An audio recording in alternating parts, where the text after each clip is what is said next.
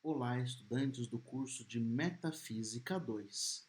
Vamos então à nossa segunda parte desta videoaula 4, na qual estamos refletindo e aprofundando o transcendental unum, ou a unidade do ente. Ok? Bom, nesta segunda parte, dando sequência à anterior, nós vamos tratar agora a questão da multiplicidade, as noções derivadas de multiplicidade e rever brevemente o que já tratamos na videoaula 3, que é o algo ou o aliquid. Bem, então que Deus nos ajude. Deus, como nós vimos na parte 1 desta videoaula, que é unidade simplicíssima, unum simpliciter, a aprender, a reter e a relacionar todo o conteúdo desta aula. Com a bênção de Deus e de Nossa Senhora, seguimos a nossa reflexão. Vamos então aos slides do nosso curso, essa segunda parte. Bom, vamos tratar agora da multiplicidade ou multitudo. O termo latino para multiplicidade é multitudo. Então, a noção de multiplicidade se opõe à unidade de que forma? Como o dividido em relação ao indivíduo, ok? Então, como que eu concebo intelectualmente a multiplicidade? Sempre relacionando ela em relação à unidade. Da mesma forma que o que é dividido em várias partes se relaciona no nosso conhecimento a partir da unidade. Vocês já me viram falar muitas vezes em todos os cursos que eu dou para vocês o quanto a analogia é importante no nosso processo de conhecimento. Por quê? A nossa forma de conhecer sempre é análoga.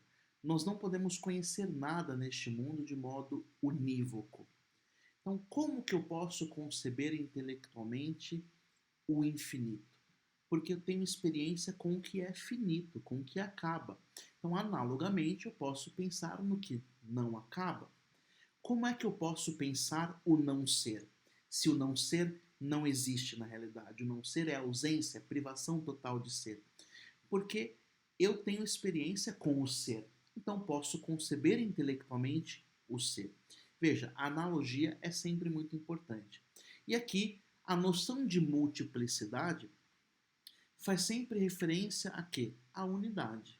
Então, como estudamos primeiro a unidade transcendental, fica fácil compreender a multiplicidade e também as noções derivadas que virão a partir daqui, ok?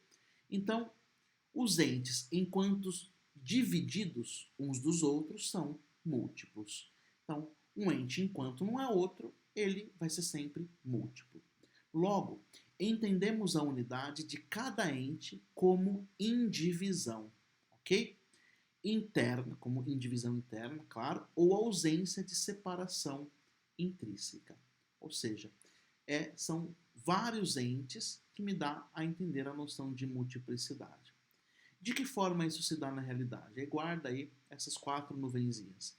O ente e o não ente é uma multiplicidade. Divisão, ou seja, este ente não é aquele ente. Eu preciso também do conceito de unidade, que é a ausência de divisão interna, senão eu não posso conceber a multiplicidade. Porque a multiplicidade são sempre vários unums. E aí eu tenho aqui a noção de multiplicidade. Veja como eu chego na noção de multiplicidade. Primeiro entendendo o ente e o não ente, a noção de divisão, este ente não é aquele, a unidade, que é a ausência de divisão interna, e assim eu posso conceber o multitudo ou multiplicidade.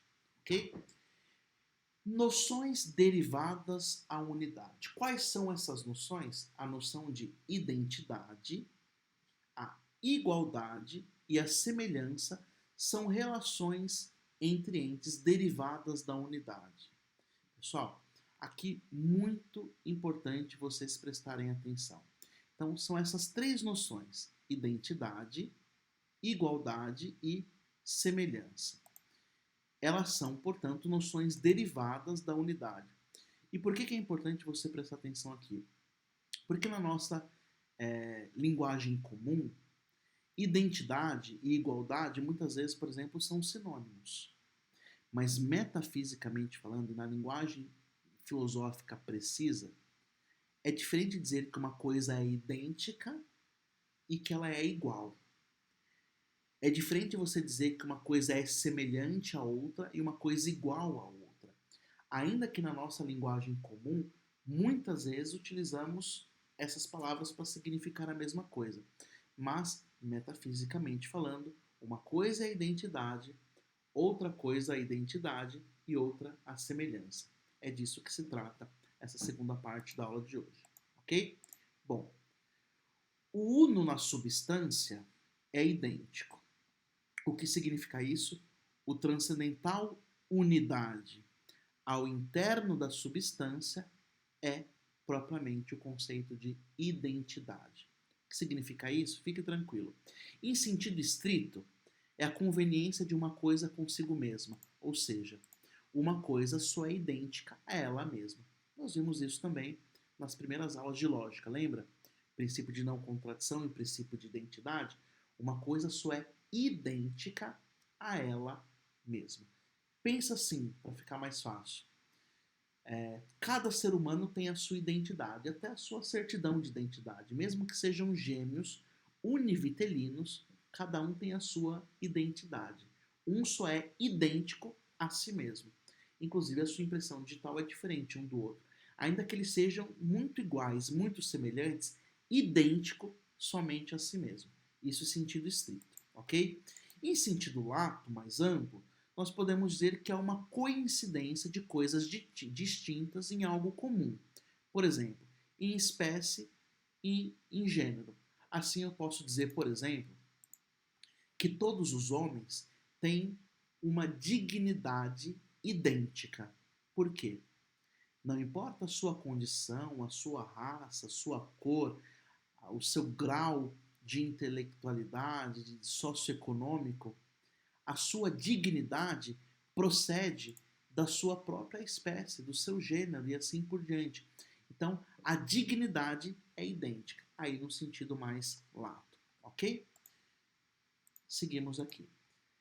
O transcendental unidade na quantidade é o que se refere propriamente a o igual. Né? Por isso a diferença entre identidade e igualdade. Em sentido estrito, duas coisas igualmente altas, por exemplo.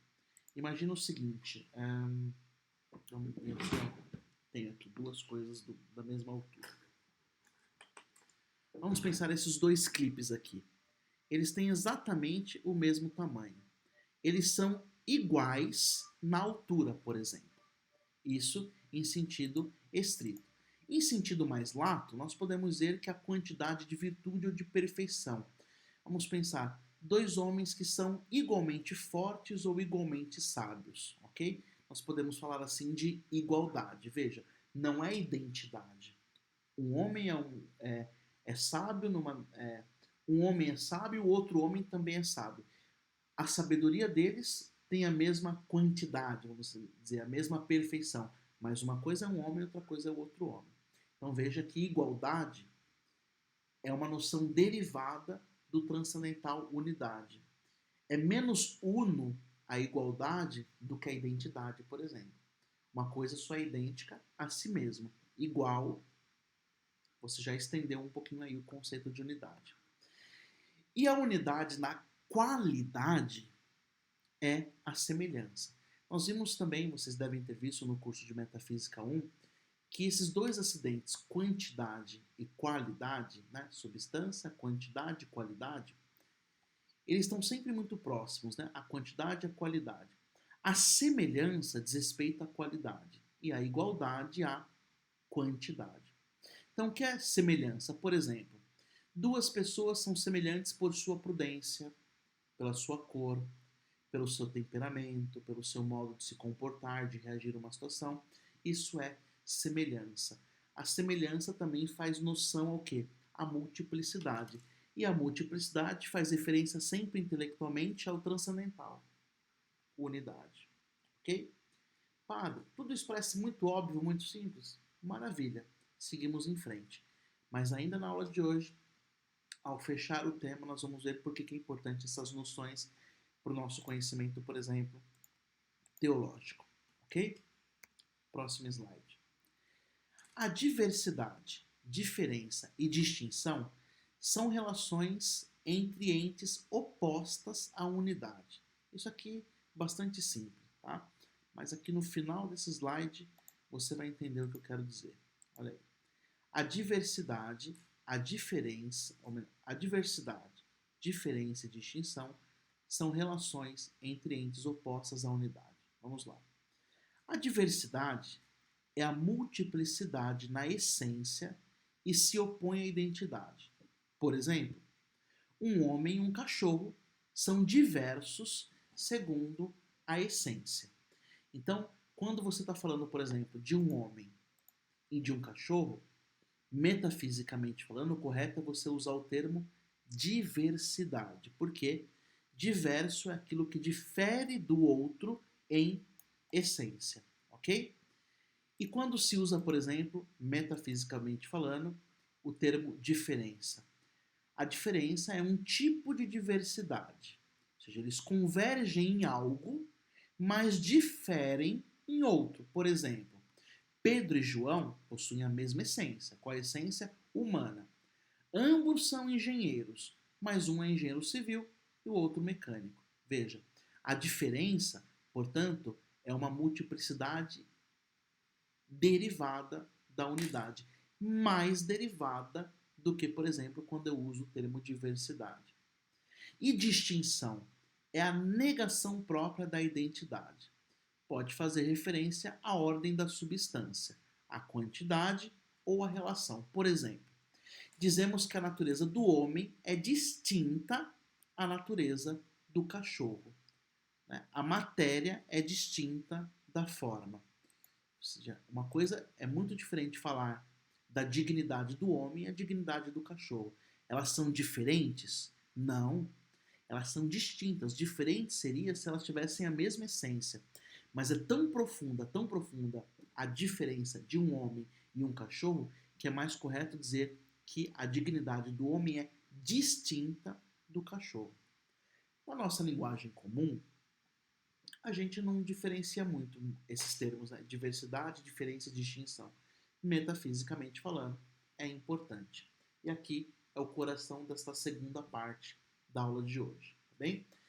Na primeira parte, nós vimos que o coração do conteúdo era os graus e tipos de unidade. Eu pedi que você memorizasse bem o que é unidade substancial, o que é unidade acidental e unidade de ordem.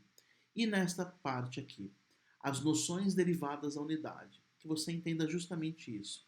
Quando se usa o conceito de diversidade, de diferença e distinção, tá bem? Como nós vamos utilizar muito esses conceitos, depois de um tempo ele fica automático para você.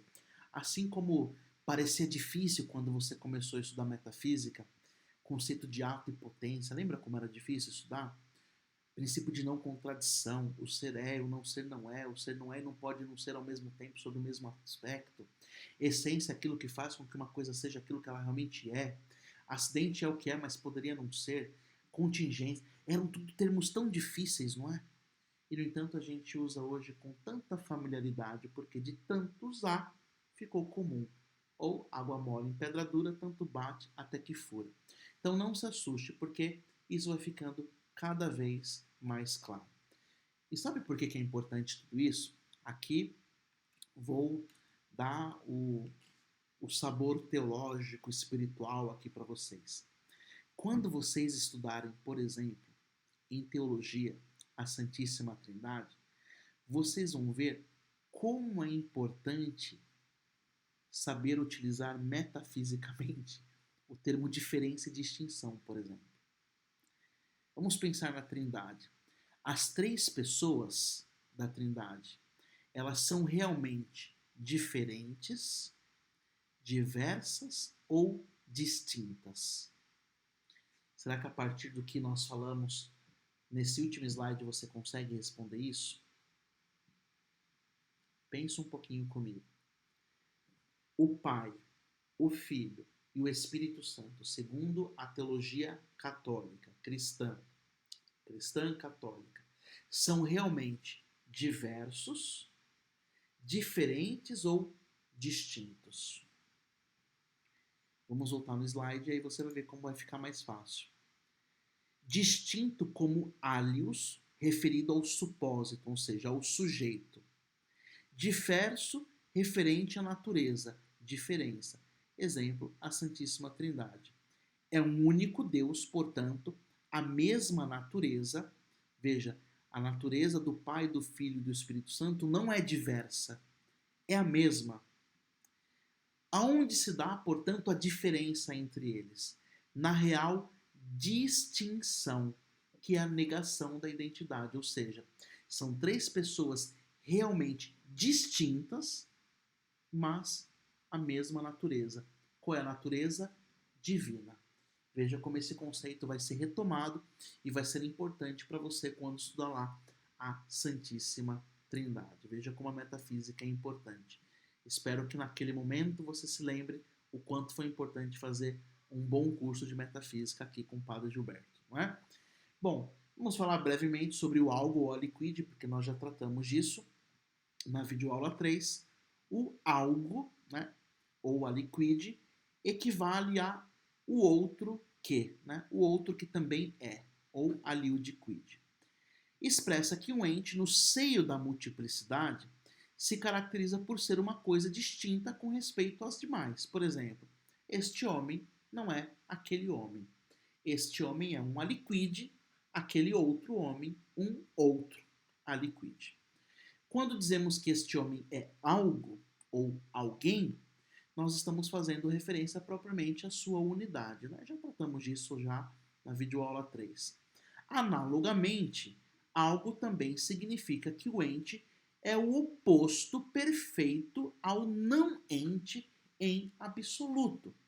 O que significa isso, meus queridos? Eu compreendo o ente e o não ente relacionando um com o outro.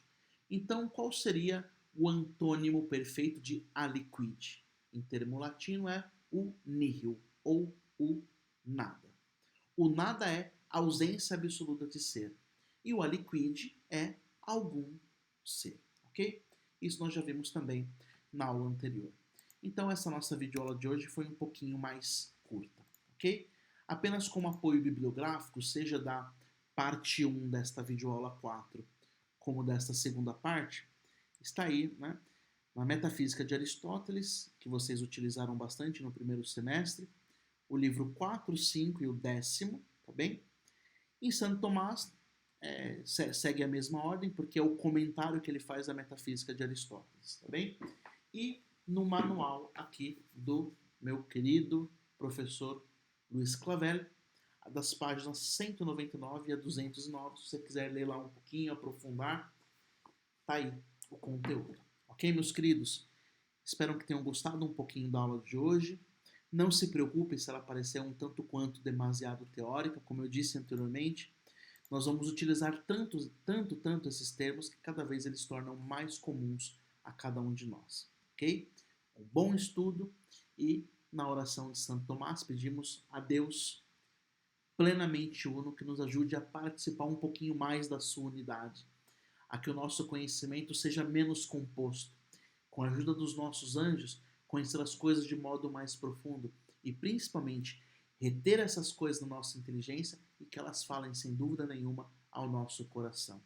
Um bom estudo de metafísica e até a próxima videoaula ou aula presencial.